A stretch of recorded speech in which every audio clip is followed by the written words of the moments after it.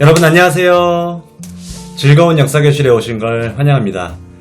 오늘은 오프닝이 조금 다르죠? 오늘은 교과서를 읽어주는 남자 특별판으로 준비했습니다. 오늘 읽어줄 교과서는 조금 특별한 교과서인데요. 이 교과서 파일은 구글 클래스룸에 파일로 올라와 있기 때문에 이 파일을 통해서 오늘 수업을 좀 진행해 보고자 합니다. 코로나19를 극복하기 위해 이렇게 여러분을 온라인으로 만난 지가 꽤 됐습니다. 벌써 5월이 될 정도니까요. 매년 5월이 다가오면 잊을 수 없는 사건이 있죠. 바로 5.18 민주화운동인데요. 2020년 올해가 바로 5.18 민주화운동 40주년이 되는 해입니다. 그래서 이번 시간에는 5.18과 관련된 수업을 준비하였고요. 특히 여러분의 활동이 중심이 되는 수업이기 때문에 여러분의 역할이 매우 중요합니다. 그럼 준비됐나요? 본격적으로 수업 시작해 보겠습니다. 자, 이번 수업에 활용할 교재는요, 올해 새롭게 개발된 5.18 민주화운동 교과서입니다. 우리 중고등학교 학생들을 대상으로 만들어졌고요. 23가지 핵심 질문과 함께 5.18의 정신과 가치를 배울 수 있도록 구성되었습니다. 특히 학생활동을 중심으로 생각을 넓혀가며 내 삶 속에서 5.18의 의미를 고민해 볼 수 있도록 한 점이 특징입니다. 오늘은 이 23가지 주제 중에서 한 가지 주제를 다뤄볼 건데요. 앞에 오프닝에서 봤던 제목 그대로입니다. 5.18을 어떻게 기억해야 할까요? 입니다. 그럼 저와 함께 교과서 속으로 들어가 보시죠. 자, 여러분 교과서 134쪽을 보시기 바랍니다. 준비됐나요? 자, 오늘 주제는 5.18을 어떻게 기억해야 할까요? 입니다. 1980년 5월 광주를 생생하게 기억하고 있는 사람들이 많습니다. 1980년대 후반에 태어난 선생님도 비록 5.18을 직접 겪지는 않았지만 제 삶과 굉장히 가깝게 있다고 느껴왔습니다. 그것은 여전히 5.18의 선명한 기억들이 많은 사람들 속에 남아있었기 때문이죠. 제 주변에 충분히 그걸 기억하고 있는 분들이 많았던 거예요. 실제로 5.18을 현장에서 직접 겪은 분들이나 같은 시대를 살아갔던 많은 사람들에게는 더욱 특별한 일이겠죠. 그런데 저에게 1960년 4.19 혁명은 조금 멀게만 느껴집니다. 당시에도 분명 수많은 이들의 희생이 있었고 우리나라 헌법에 언급될 정도로 중요한 사건인데 말이죠. 그것은 4.19에 대한 생생한 기억을 갖고 있는 사람들이 점차 줄어들고 교과서 속에서 여러 역사적 사건의 하나로서 배웠던 사람들이 이제는 대부분이기 때문입니다. 그렇다면 2000년 이후에 태어난 여러분에게 5.18 민주화운동은 어떤가요? 여러분의 삶과 가깝다고 느껴지나요? 아니면 선생님이 4.19 혁명을 바라보는 느낌처럼 매년 5월이 되면 어른들에게만 특별해지는 그런 날인가요? 우리는 5.18을 어떻게 기억해야 할까요? 우리에게 중요한 의미를 던져주는 사건들을 기억하지 못한다면 불행한 역사는 언제든지 다시 반복될 수 있습니다. 너무나 당연한 이 말을 우리는 쉽게 흘려버리죠. 5.18 민주화운동 당시 계엄군이 국민을 상대로 휘둘렀던 그런 무자비한 폭력은 우리가 국가 권력을 잘못 사용하게 되면 얼마나 큰 희생을 낳는지 잘 보여줍니다. 과거에 발생한 국가의 잘못을 우리는 기억하고 이 엄청난 힘을 가진 이 권력이 국민을 지키는 본래의 목적대로 신중하게 사용될 수 있도록 감시해야 합니다. 과거사를 반성하고 기억하는 것이 얼마나 중요한지는 이 두 나라를 보면 알 수 있습니다. 자, 교과서를 보면 사진이 있죠? 이 2차 세계대전을 일으킨 독일과 일본입니다. 교과서의 두 사진이 아주 대조적입니다. 왼쪽은 정말 유명한 사진인데요. 독일이 통일되기 전인 1970년 수독 총리이던 빌리 브란트가 폴란드를 방문했습니다.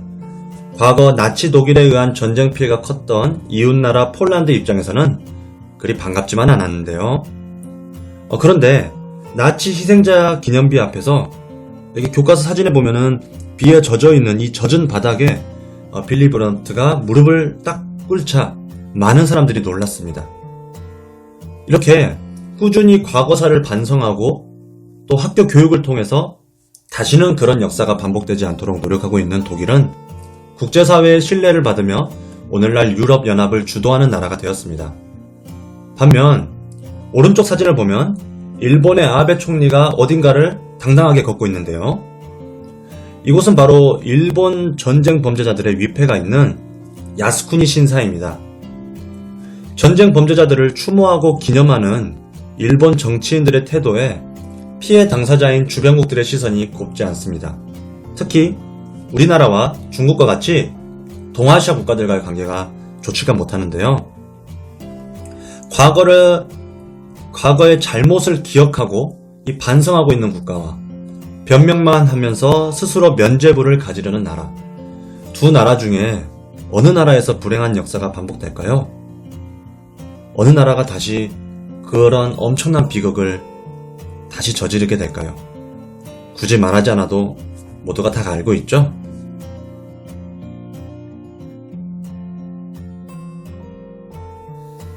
역사를 기억하는 것이 얼마나 중요한지는 바로 임을 위한 행진곡의 주인공인 윤상원 열사의 말에서도 나타나 있습니다. 자, 전남도청에서 최후의 항쟁을 앞두고 한 그의 말은 우리가 왜 5.18을 기억해야 하는지를 잘 보여줍니다. 우리는 오늘 패배하지만 내일의 역사는 우리를 승리자로 만들 것이다. 바로 역사가 자신들을 기억해 줄 것이라는 믿음. 당시에는 폭도로 몰렸지만 역사가 다시 자신들의 행동을 평가해 줄 것이라는 믿음이 잘 드러나 있습니다.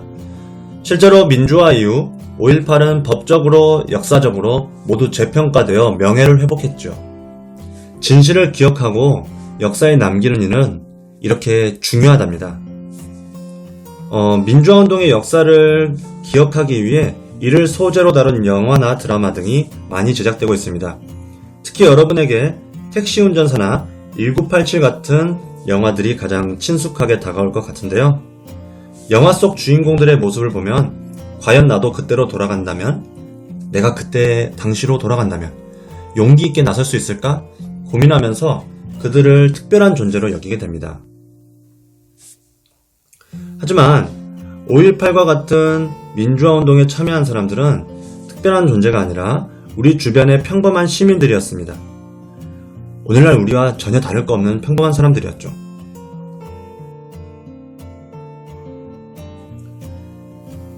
그리고 5.18 민주화운동에 참여한 사람들 뿐만 아니라 이 광주 시민들을 폭도로 생각하면서 총칼을 들이댄 계엄군 또한 마찬가지로 평범한 사람들이었죠. 그들이 악마 같다거나 머리에 뿔이 달려가지고 시민들을 공격했던 것이 아니라 그들도 결국은 평범한 하나의 사람이었던 것인데요. 이러한 국가의 명령에 별 비판 없이 따르기만 하는 사람들을 이 독일의 철학자 한나 아렌트가 악의 평범성이라고 표현했습니다. 한나 아렌트는 독일 전범인 전쟁 범죄자인 아이히만의 재판 과정을 보면서 악의 평범성이라는 개념을 이야기했는데요. 이 수백만이 넘는 유대인을 학살한 사람이라고는 믿기지 않는 너무나도 평범해 보이는 아이히만의 모습, 그리고 자신은 그저 국가의 명령을 충실히 따르기만 했다라는 그의 발언을 보면서 한나 아렌트는 비판의식 없는 한 개인이 얼마나 큰 악이 될 수 있는지를 보여준다고 생각했습니다. 그래서 악의 평범성, 이 평범한 사람들이 얼마나 비판의식을 갖고 주체적으로 움직이는 게 중요한지를 강조한 개념이죠. 이러한 한나 아렌트의 발언처럼 이 평범한 개인은 상황에 따라서 민주화운동의 참여자가 될 수도 있지만 국가폭력의 앞장서는 가해자가 될 수도 있습니다. 이 말은 우리가 비판의식 없이 국가의 명령을 따르기만 한다면 그 권력자의 부당한 명령에 우리도 얼마든지 가해자로 바뀔 수 있다는 것이죠. 반대로 비판의식을 갖고 부당한 명령을 거부하고 그리고 민주화운동에 용기 있는 참여자가 될 수도 있는 것입니다. 결국 우리가 민주시민으로서의 자질을 키우는 것이 얼마나 중요한지 보여주는 것이고요. 이것이 우리가 5.18 민주화운동을 기억해야 하는 이유입니다. 지금까지 우리는 5.18을 왜 기억해야 하는지 살펴봤는데요. 오늘 수업의 핵심은 바로 5.18을 어떻게 기억하느냐에 있습니다. 여러분은 어떤 일들을 기념하나요? 당연히 여러분이 생일이 1순위죠. 생일을 기념해서 매년 여러분이 선물도 받고 축하도 받고 그러죠. 이성 친구가 있는 학생들은 100일, 200일 이런 것들을 기념하기도 할 거고, 또 부모님 같은 경우는 결혼 기념일 같은 것들을 기념하죠. 인간은 왜 기념이라는 것을 할까요? 개인의 기억은 유효기간이 존재합니다. 매우 짧습니다. 사실 기억하는 만큼 많이 잊어버리기도 해요. 그리고 인간의 삶도 영원하지 않기 때문에 제가 경험하고 기억한 것도 제가 만약에 죽고 이 세상에 없어지면은 사실 그 영원한 기억이라는 건 존재하지 않죠. 그래서 이러한 한계를 극복하기 위해 인간은 집단적으로 기억하는 법을 만들기 시작했어요. 바로 사회적으로 의미 있는 기억을 재구성해서 기념하는 것이죠. 역사적 사건들은 대부분 기념일이 존재하고 국가가 나서서 국가기념일로 지정하기도 하는 등 우리가 집단적으로 사회적으로 그것을 기억하고 이어가려고 하는 것이죠. 개인적인 기념일 말고 역사적인 기념일을 바라보는 여러분의 생각은 어떤가요? 여러분이 살지 않았던, 경험해보지 않았던 기억들이 가득 차 있는 그런 기념일들, 달력에 보면은 국가기념일들 많이 있잖아요. 이런 것들이 여러분에게는 어떤 의미인가요? 매년 수많은 기념일이 진행되지만 여러분에게 큰 의미를 주는 기념일은 많지 않을 거예요. 그래도 최근에 여러분이 사회적으로 가장 크게 기념하는 날은 아마도 세월호 참사 추모일일 거라고 생각합니다. 올해가 6주기죠? 그것은 여러분이 그 사건을 직접 목격하고 경험하고 같이 아파했기 때문입니다. 그만큼 인간은 자신이 직접 경험하거나 목격한 사건에 대해 의미를 부여하고 좀 더 특별하게 여기게 됩니다. 원래 인간에게 경험이란 것은 엄청난 영향력을 가지기 때문이죠. 그렇다면 우리가 직접 경험해보지도 못한, 심지어 선생님도 5.18을 겪어보지 못했어요. 선생님도 역사를 통해서 배운 입장인데요. 그런 우리가 5.18을 어떻게 기념해야 우리 삶 속에서 5.18의 의미를 찾을 수 있을까요? 기념의 목적은 바로 살아있는 기억을 만들어내는 데 있습니다. 바로 직접적인 기억이 없는 청소년들이 의미 있는 기념 활동을 하게 된다면 역사적 사건에 생명을 불어넣게 됩니다. 1980년 5.18 당시의 기억이 현재 우리 삶 속에서 만날 때 제대로 된 기념이 되는 것입니다. 가장 대표적인 5.18 기념 사례로 선생님은 5.18 레드 페스타를 얘기하고 싶습니다.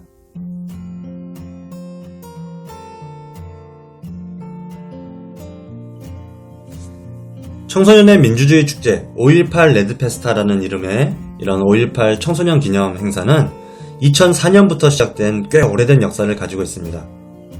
사실 선생님이 고등학생 때부터 시작됐던 것이죠. 저도 여기 첫 행사에 참가했던 기억이 나요. 이것은 단순한 5.18 기념 행사가 아니라 현재를 살아가는 청소년들의 목소리가 반영된 기념 행사입니다. 그래서 청소년들이 다양한 생각을 함께 공유하고 그곳에서 실천하고 외치는 열린 광장으로서의 역할. 그래서 5.18을 청소년들이 살아있는 경험으로 느끼게 되는 것이죠.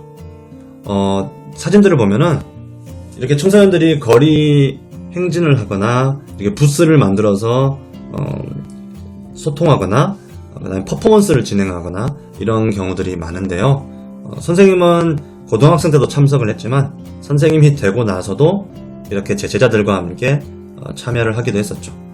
이때는 한 3, 4년 전쯤인데요. 일본과의 관계를 주제로 해서 각시탈도 나오고 소녀 복장도 입고 해서 그 주제로 조금 청소년들과 이야기를 나눴던 기억이 있습니다. 그래서 이렇게 여러분이 5.18을 여러분의 삶 속에서 여러분이 갖고 있는 고민과 여러분이 하고 싶은 이야기와 함께 엮어서 기념하는 것이 5.18을 더 의미 있게 기억하는, 그래서 5.18이 살아있는 기억이 되는 그런 길이라고 생각합니다. 자, 오늘은 40주년을 맞이한 5.18 민주화운동을 어떻게 기억할지 함께 고민해보고 있는데요. 다양한 기념 행사에 참여하는 것도 의미 있는 일이지만 잘 만들어진 기념품이 갖는 상징성은 많은 사람들에게 역사적 사건의 의미를 되새기게 해줍니다. 그래서 이제부터 여러분의 시간인데요. 여러분의 창의적인 아이디어를 한번 모아보고자 합니다. 내가 직접 만드는 5.18 기념품. 바로 여러분이 직접 기념품의 기획안을 작성해보는 활동입니다. 갑자기 기념품을 기획하려니 좀 막막하죠? 그렇다면 참고할 만한 사례가 필요할 텐데요. 여러분의 가장 기억에 남는 기념품은 무엇인가요? 역사적 사건들을 기념하는 다양한 기념품의 사례를 한번 참고해서 여러분의 아이디어를 더해보세요. 교과서 139쪽을 보면 몇 가지 사례가 나와 있는데요. 함께 봐볼까요? 자, 제주 4.3 사건을 기념하는 동백꽃 배지, 그리고 세월호 참사를 추모하는 노란 리본 배지, 일본군 위안부 문제를 기억하는 소녀상까지. 특히 이런 작은 소녀상을 개인적으로 소장하는 사람들이 좀 많아졌는데요. 선생님의 서재에도 현재 작은 소녀상이 함께하고 있답니다. 자, 그러면은 이러한 여러 사례들을 참고해서 여러분이 한번 기획안을 만들어 보는데요. 활동지에 대한 간단한 설명을 먼저 좀 해드릴게요.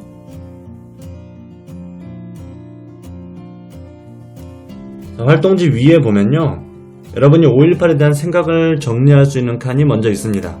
그래서 5.18 하면 떠오르는 상징이나 이미지가 무엇인지 먼저 고민해 보고요. 이 기념품을 통해 표현하고 싶은 핵심 주제가 무엇인지, 그러니까 여러분이 표현하고자 하는 그런 생각이 무엇인지 한번 고민해 보고, 그렇게 생각한 이유까지 이렇게 작성을 한 이후에 5.18 기념품 굿즈 디자인 스케치를 여기다가 그림을 그려주시면 되고요. 그리고 그거에 대한 의도, 설명 같은 것을 밑에다가 작성해 주면 됩니다. 그래서 이 기념품의 이 제목까지 마지막으로 달아주면은 이 활동지 작성은 끝이 나게 됩니다. 이 활동지를 출력해서 손으로 작성해도 되고요. 파일로 작업해도 상관없습니다. 본인이 활용하기 편한 방식을 활용하고요. 기획안 작성이 모두 끝나면 이 기획안을 설명하는 영상을 제작해 주길 바랍니다. 영상을 만드는 방법은 다양합니다. 본인이 직접 출연해서 설명해도 되고요. 아니면 기획안을 화면에 띄워놓고 목소리만 녹음해서 설명해줘도 됩니다. 아니면 카드 뉴스 형식으로 만들어서 음성 녹음을 한다거나 자신만의 방식으로 기념품을 어떤 형식이든 좋습니다. 설명해주면 좋습니다. 그래서 어떠한 방식도 좋으니 여러분의 창의적인 아이디어가 많이 반영되는 방식으로 여러분이 설명해주면 좋겠습니다. 그럼 지금부터 잠시 영상을 멈추고 기획안 작성을 시작해주길 바랍니다.